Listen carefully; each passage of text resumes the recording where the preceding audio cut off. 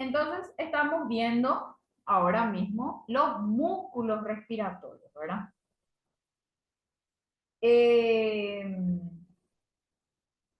Habíamos dicho en las clases anteriores de justamente fisiología cardiovascular, el corazón es un músculo que se contrae y se relaja, ¿verdad? Emite sus propios movimientos, ¿verdad?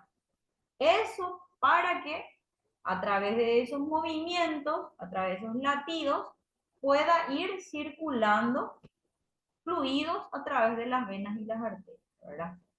Bueno, entonces el músculo, a ciencia cierta, no necesita de alguien que trabaje por él para que esa sangre circule.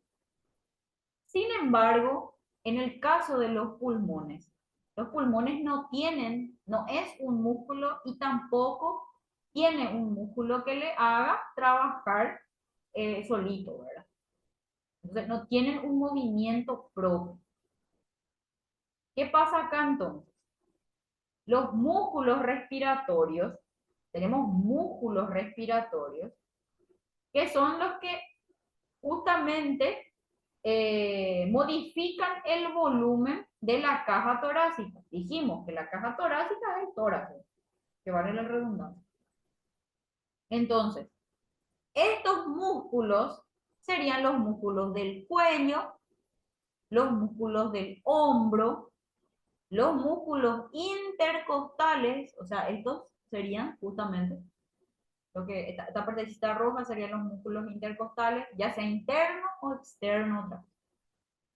Los músculos abdominales también son parte de los músculos respiratorios y también el diafragma. Solo que la respiración consta de dos fases, ¿verdad? Aquí vamos a observar. Una de la inspiración y la otra es la de la expiración. Entonces, cada fase tiene otra vez su grupo muscular que trabaja para que justamente se ejecute la acción. Entre los músculos inspiratorios, o sea que cuando nosotros inhalamos aire, hay un grupo muscular que trabaja exclusivamente para que nosotros podamos inhalar aire. Y esos son el diafragma, que está por debajo de esta zona más o menos, los intercostales externos, que serían estos acá, los escalenos, que es un músculo que está en la zona del cuello, un músculo profundo que no se podría observar tampoco, ¿verdad? Y el esternocleidomastoideo, que sería el famoso músculo que se contractura y la gente le dice, me sopló viento, no puedo mover mi cuello. Y sería, no sé si se puede observar, pero cuando nosotros rotamos la cabeza mirando hacia el hombro, se puede observar esta protuberancia. O sea, se puede observar, o sea, y se ve y se puede palpar. Ese es el esternocleidomastoideo. Entonces, participa en el movimiento que justamente es ejecutado durante la inspiración.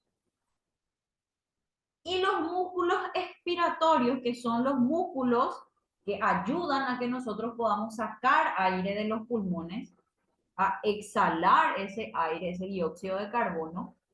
Esos músculos que nos ayudan a eso serían los intercostales internos y la pared abdominal.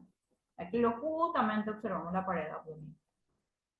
Hay un ejercicio muy común hoy día son los ejercicios hipopresivos, que justamente eh, ayudan a fortalecer los músculos profundos del abdomen mediante ejercicios respiratorios.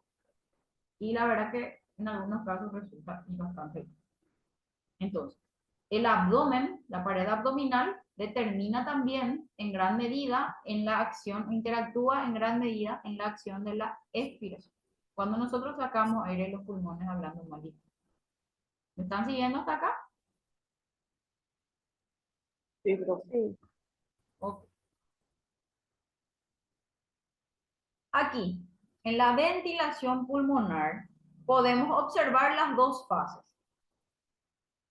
En la inspiración y la expiración. Inspiración, entra aire. Expiración, sale el aire. Ahora, acá lo que quiere es detallarnos cuál es el proceso que te lleva a que entre aire a los pulmones en el caso de la inspiración. Los músculos intercostales se contraen, ¿vale? Se contraen. Entonces se contrae y entonces se relaja, ¿verdad? O se contrae y se relaja, ¿verdad? Ok. Las costillas se elevan. El diafragma se contrae y tira los músculos, los pulmones hacia abajo. La caja torácica aumenta de volumen y es ahí en donde el aire entra en los pulmones. Muy bien. En la expiración sucede totalmente lo contrario. Los músculos intercostales se relajan, las costillas bajan, el diafragma se relaja, la caja torácica disminuye de volumen y el aire sale de los pulmones. Entonces, eso es lo que ocurre cuando nosotros inhalamos aire y exhalamos dióxido de carbono, básicamente.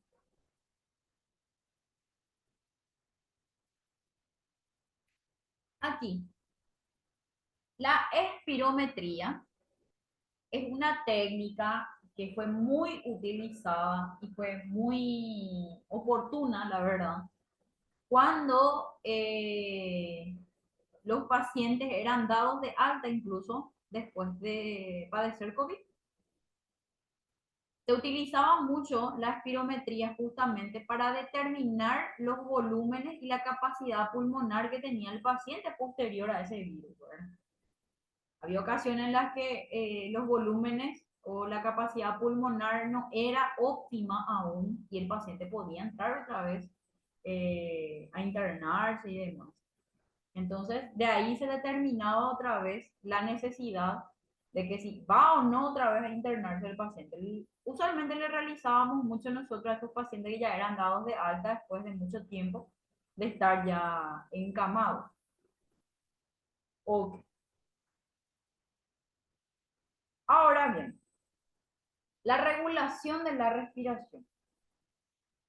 La frecuencia respiratoria en reposo, o sea que cuando nosotros estamos acá sentados, estamos leyendo, va a oscilar entre 16 a 18 respiraciones por minuto.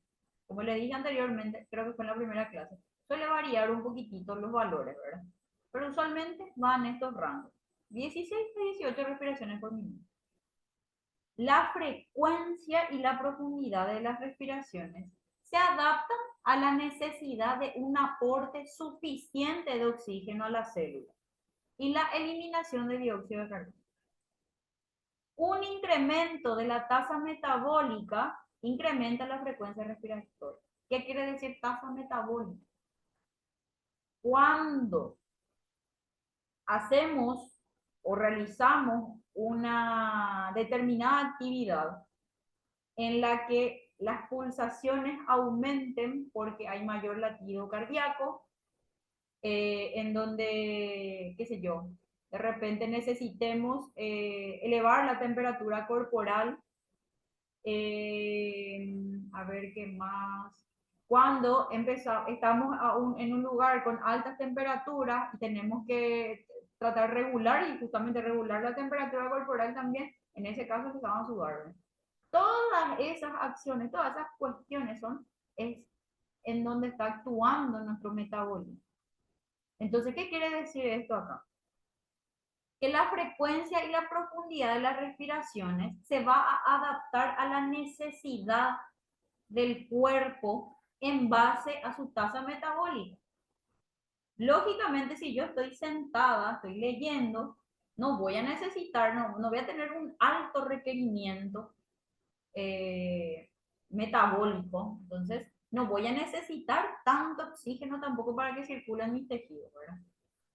Sin embargo, que estoy, qué sé yo, estoy realizando un levantamiento de pesas, estoy quieta pero estoy alzando algo pesado, ¿verdad?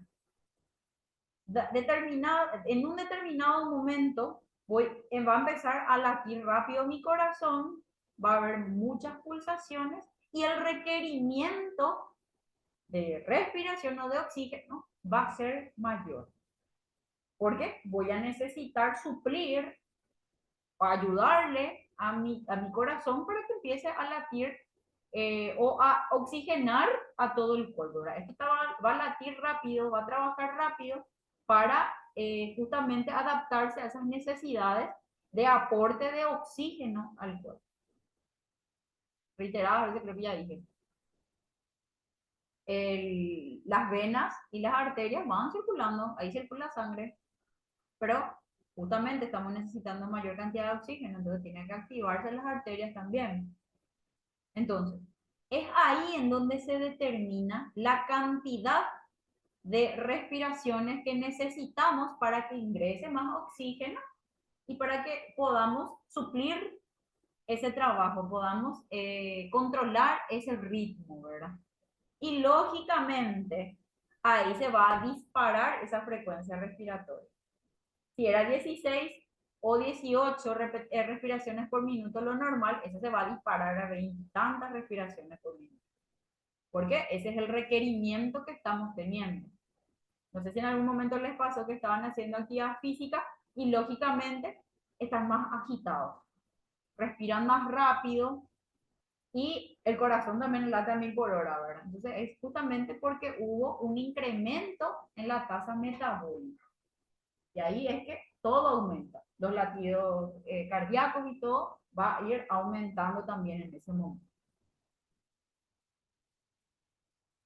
Esto justamente puede ser evidentemente controlado por dos partes, o sea, tiene dos mecanismos de control, mejor dicho. Se puede controlar, todo se puede controlar. Entonces, esto se controla en base a el control nervioso determina la ritmicidad de los ciclos respiratorios. El ritmo respiratorio sería inhalo, exhalo, inhalo, exhalo. Lógicamente nosotros no respiramos así, ¿verdad? Pero, sin embargo, cuando estoy más agitada, estoy haciendo alguna actividad, estoy más agitada, va a ser más continua esa respiración. ¿Verdad? Acá, por ejemplo. Entonces, eso determina nuestro control nervioso. ¿Está? El sistema nervioso. El control químico, que es nuestro segundo mecanismo, es el que modifica la frecuencia y la profundidad respiratoria. No es lo mismo ese suspiro que solemos hacer. Eso también es un cierto control químico, ¿verdad? A profundidad respiramos. No es lo mismo esa respiración a la respiración superficial rápida, o sea, superficial y rápida, que es lo que solemos hacer cuando estamos muy agitados, ¿verdad? Ok, entonces, esos dos mecanismos son los que van a ir controlando a la respiración también. El control químico de la respiración, que es justamente el que determina su profundidad también, es el patrón cíclico de respiración. Se puede modificar por cambios en la concentración de oxígeno, de dióxido de carbono o en el pH. Los receptores que responden a estos cambios, son los quimiorreceptores. Estas son neuronas que detectan los cambios de concentración. Cuando hablamos de concentración, no hablamos de, ay, me estoy concentrando, estoy atenta. Concentración en cuanto a niveles. Nivel, qué sé yo, una cierta cantidad de dióxido de carbono, una cierta cantidad de oxígeno, una cierta cantidad de pH. Esas son las concentraciones, los valores, los niveles, ¿verdad? Entonces, nuestros quimiorreceptores son los que detectan esos cambios en la concentración. Y de ahí es entonces que va a ir dependiendo la profundidad y el ritmo de cada respiración, ¿no? En cuanto a respiración, ¿verdad? Entonces, estos quimiorreceptores pueden ser periféricos y también pueden ser centrales. Centrales que habíamos dicho en el sistema nervioso central, que es todo lo que recubre a esta parte, todo lo que le compete a la zona cerebelosa, cerebral y demás, ¿verdad? Y la zona periférica, que ya sería desde la médula, de lo que baja allá para abajo, es la que en este caso va a detectar cambios de presión de oxígeno y presión de dióxido de carbono en forma directa.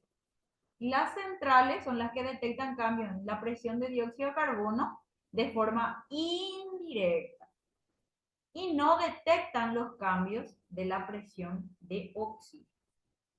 Muy bien. Hasta ahí esa parte sí. Ahora, efecto de las emociones y el dolor. Habíamos dicho que en cuanto a la tasa metabólica se puede alterar el ritmo o la profundidad de nuestro sistema respiratorio. Pero también las emociones pueden alterar y también el dolor. El control de las emociones, de ellas se encarga el sistema límbico y el hipotálamo, ¿verdad? Entonces, cuando se presenta un dolor continuado, o sea, no cesa el dolor y va en aumento, esto entonces determina un aumento de la frecuencia respiratoria. Va a ser más continuo esa respiración. Por eso es que usualmente, por ejemplo, durante el parto, es que se le pide a la puérpera que empiece a inhalar profundo y a exhalar profundo. Inhala, exhala, inhala, exhala. Entonces sería más bien para poder adaptarse a ese cambio dentro de su cuerpo, ¿verdad? Al dolor en este caso, para que se adapte a ese, para que se vaya adaptando al dolor en este caso. El dolor súbito, el famoso, no sé, qué sé yo, te dio una puntada en algún lado y te corta momentáneamente la respiración, ¿verdad? Las emociones, el llorar, por ejemplo. Cuando nosotros lloramos, aumenta nuestra frecuencia respiratoria.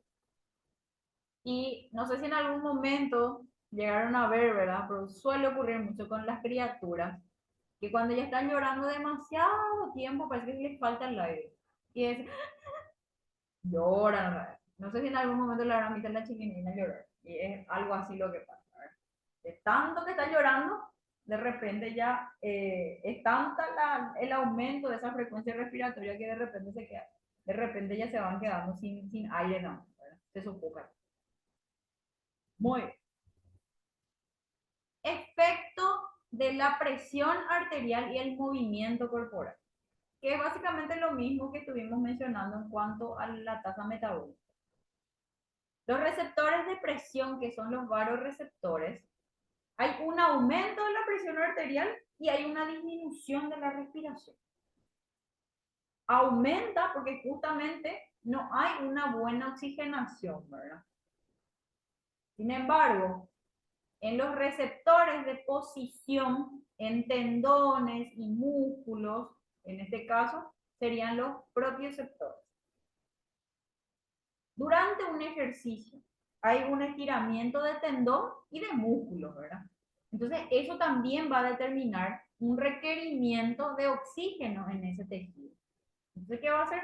Va a aumentar la respiración, los latidos evidentemente también aumentan, para que vaya esa oxigenación, ese oxígeno, a esa partecita de los tendones y los músculos también.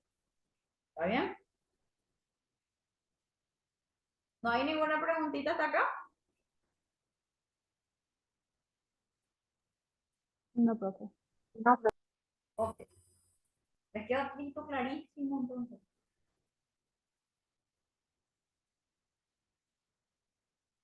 ¿Sí? Pueden escribir también si tienen vergüenza.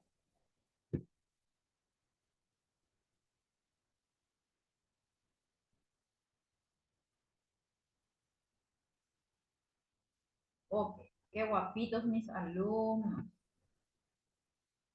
Muy bien. Y para concluir, para terminar con nuestra clase de hoy, los términos respiratorios. Siempre hay controversia con eso también, porque hay términos que mal entiende la gente, entonces menciona mal, ¿verdad? O dice mal.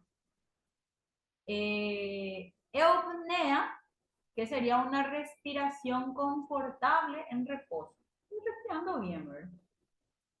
La disnea, que es la dificultad para respirar, la sensación de dificultad. No, es la ausencia de la respiración. Me dificulta respirar. Eh, lo mismo es con el tema de la isfonía o disfonía. Estoy disfónica, es la gente. No habla vos, entonces. Esa dificultad también sería en ese caso. Bueno, la disnea entonces es la sensación de dificultad para respirar. Y, por ejemplo, lo vemos en ciertas patologías respiratorias o en los ejercicios muy intensos, cuando ya te cuesta respirar, ¿verdad? Estás muy agitado que te cuesta. La apnea, ahí sí, esa es la interrupción de la respiración. Esta puede ser voluntaria o puede ser por una depresión del sistema nervioso central. La hiperpnea, que es el incremento de la respiración en respuesta a un aumento del metabolismo. O sea que cuando hacemos ejercicio, ¿verdad? La hiperventilación, solo escuchar yo ese término, me hiperventilé todo.